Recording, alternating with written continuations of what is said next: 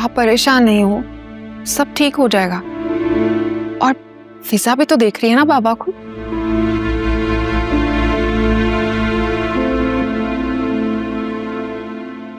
परेशान ना हो, बाबा अब ठीक है। 2-4 चोटें आई हैं, मैंने ड्रेसिंग कर दी है। अच्छा, वो मैं कह रही थी अगर एक्सरे वगैरह हो जाते ना तो दिल को तसल्ली हो जाती। तो यूं बोलो ना कि किसी सीनियर डॉक्टर को दिखाना है। मैं भी डॉक्टर हूँ और दिन रात ना ऐसे ही पेशेंट्स को डील करती हूँ। टेटनस का इंजेक्शन लगा दिया है और फ्रैक्चर कोई भी नहीं आया है, फिक्र मत करो। पता है, मेरी तो ना जाने निकल गई थी, कुछ समझ नहीं आ रहा था क्या करूं। आजकल तो इंसानों में इंसानियत ही खत्म होकर रह गई है। अब चलो एक्सीडेंट हो गया था, उनको चाहिए था उतर कर देखते कि अगले का क्या हाल है क्या नहीं, हॉस्पिटल ही पहुंचा देते। लेकिन नहीं, पता नहीं इंसानियत कहाँ मर गई है लोगों में। अजीब कानून है, आए दिन खबरों में आता है कि लोग मर गए सड़क पर, कुचले गए, किसी को किसी की कोई परवाह नहीं। ओहो अम्मा, आप भी ना बिला वजह का परेशान हो जाती हैं। कुछ नहीं होता।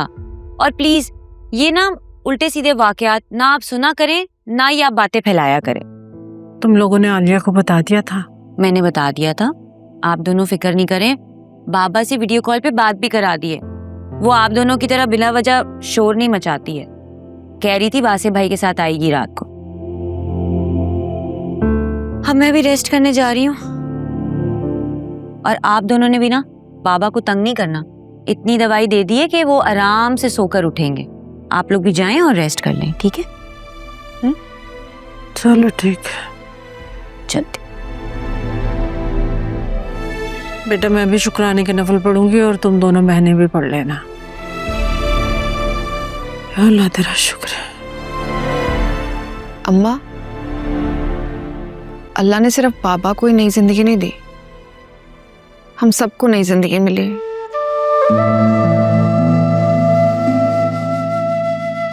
और हमारी तो कुल कायनात ही बाबा हैं।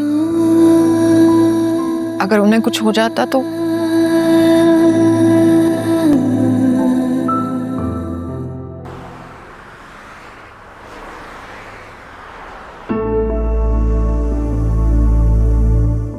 घर वाले भी ना हर बात पे ना ओवर ड्रामेटिक हो जाते हैं, पैनिक ही क्रिएट कर देते हैं।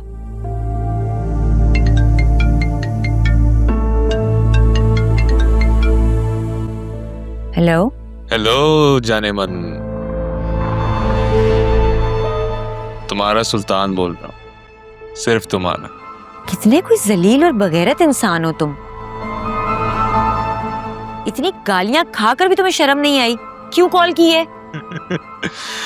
अरे अपने होने वाले ससुर जी का हाल अहवाल करने के लिए फोन किया है।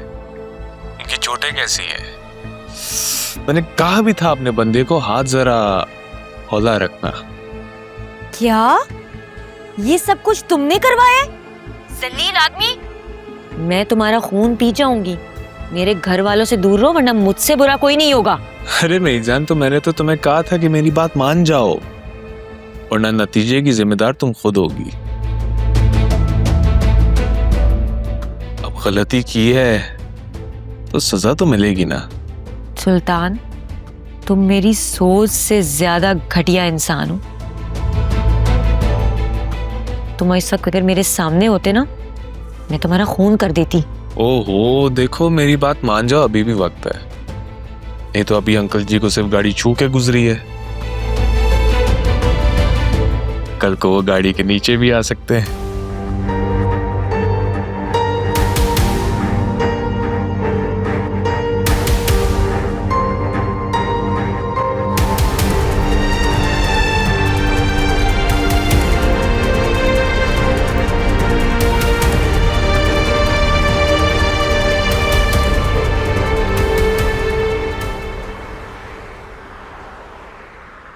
What? तुम होश में तो हो? तुम्हें मालूम है तुम क्या कह रही हो? आहिस्ता बोलो, वासे भाई भी नीचे बैठे हैं, कोई सुन लेगा।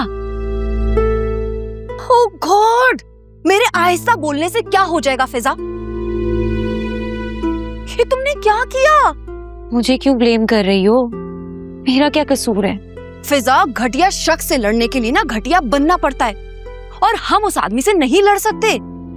और जिससे मुकाबला नहीं किया जा सकता ना, उसको ललकारा भी नहीं जाता।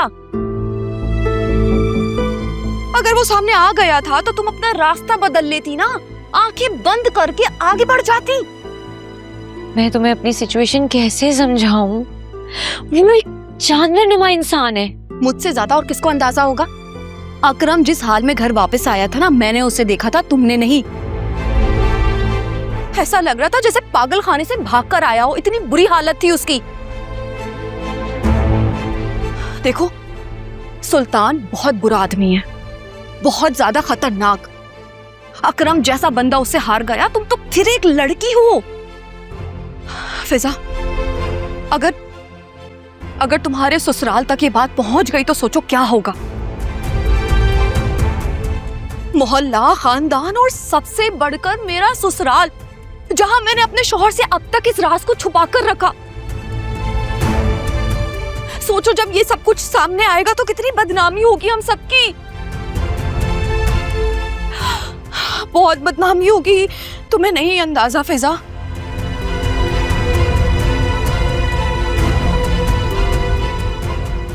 अब मुझे बताओ मैं क्या करूं?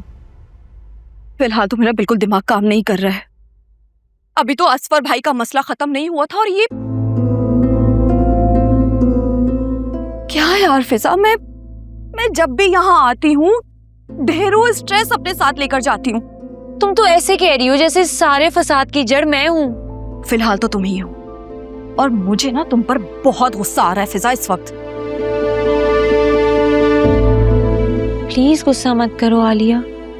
तुम्हें पता है मैं पहले ही इतना गिल्टी हूँ जब से मुझे पता चला है कि बाबा को चोट मेरी वजह से लगी है। जोया, आयरा रोज बाहर जाती हैं। बाबा 10 बार घर के बाहर चक्कर लगा लेते हैं। अम्मा घंटों घर में अकेले रहती हैं। नेक्स्ट पता नहीं वो किसको नुकसान पहुंचाने की कोशिश करेगा। मुझे तो सोच सोच कर ही हौल उठ रहे हैं। आलिया प्लीज आज मत घर जाओ, प्लीज यहीं रुक जाओ। मेरे यहाँ रुक जाने से क्या होगा? क्या ही कर लूंगी मैं फिजा? मेरा सर फट रहा है, मुझे समझ में नहीं आ रहा मैं क्या करूं। फिजा, मेरे अपने घर के मसले इतने हैं और यहाँ के मसले खत्म ही नहीं हो रहे। यहाँ हमारी जान को लाले पड़े हुए और तुम्हें अभी भी अपनी सास की सूझ रही है। खुद गर्जी की भी ना हद होती है फिजा। अच्छा बताओ ना प्लीज मैं क्या करूं? तुम्हें पता है अब तो खिड़की से भी बाहर देखते हुए मुझे डर लगता है। मुझे समझ नहीं आ रही मैं क्या करूं आलिया। अब सारी जिंदगी हम डर के घर में तो नहीं बैठ सकते ना।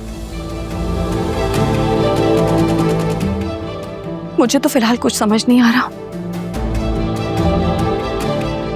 लेकिन हाँ मैं इतना जरूर जानती हूं कि अब इस मामले में हमें घर के मर्दों को शामिल करना ही होगा। हमारे पास और कोई ऑप्शन नहीं है फिजा।